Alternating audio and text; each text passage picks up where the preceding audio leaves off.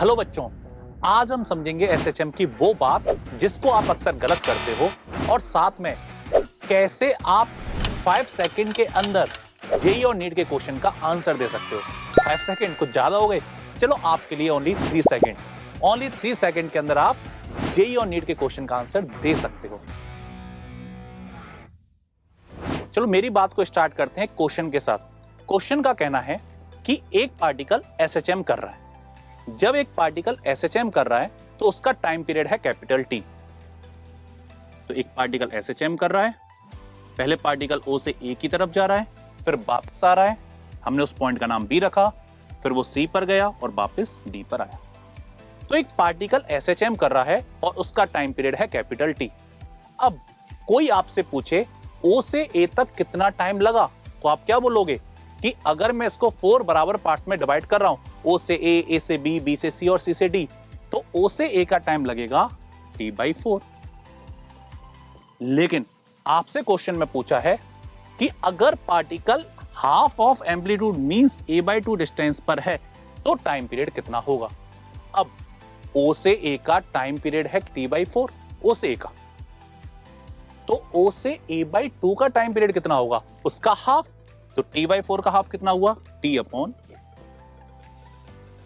तो ये सही आंसर है? आंसर है नहीं, ये दूर दूर तक सही नहीं है, बिल्कुल गलत है।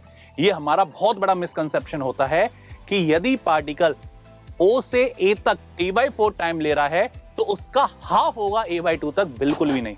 इस बात को समझने के लिए हम एक छोटा सा कॉन्सेप्ट सीखते हैं।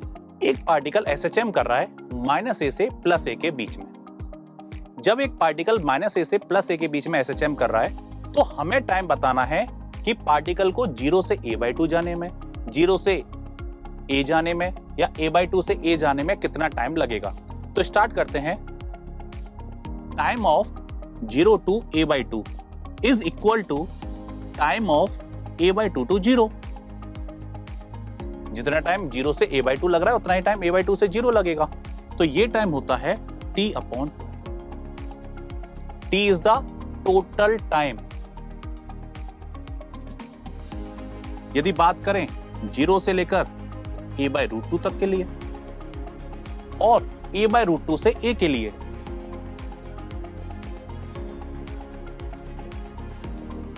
तो इसके लिए टाइम लगता है t/8। और अगर बात करें a/2 से a के लिए, a/2 से a और a से a/2,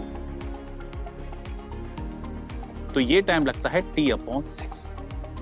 अब इससे आपको साफ पता चल रहा होगा कि यदि 0 से a/2 जाने में जो टाइम लग रहा है वो t/12 लग रहा है। कितना लग रहा है? t/12। t/4 का हाफ नहीं लग रहा। और a/2 से a में कितना टाइम लग रहा है? t/6। तो हमारा सबसे बड़ा मिसकंसेप्शन यही होता है कि हम इस टाइम को हाफ करने की सोचते हैं।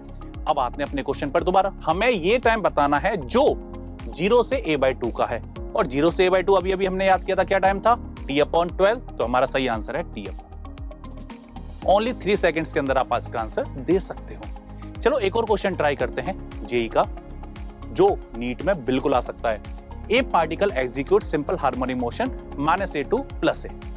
अब जब एक पार्टिकल -a से +a के बीच में एसएचएम कर रहा है तो हमें एक डाटा दिया हुआ है, उस डाटा को थोड़ा सा पढ़ते हैं। क्वेश्चन में कहना है 0 से a/2 कितना टाइम लग रहा है?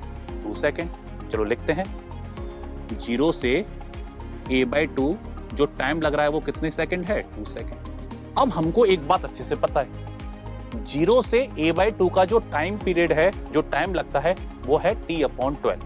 तो हमें t/12 की वैल्यू गिवन है, t/12 is equal to 2, then time period is 24।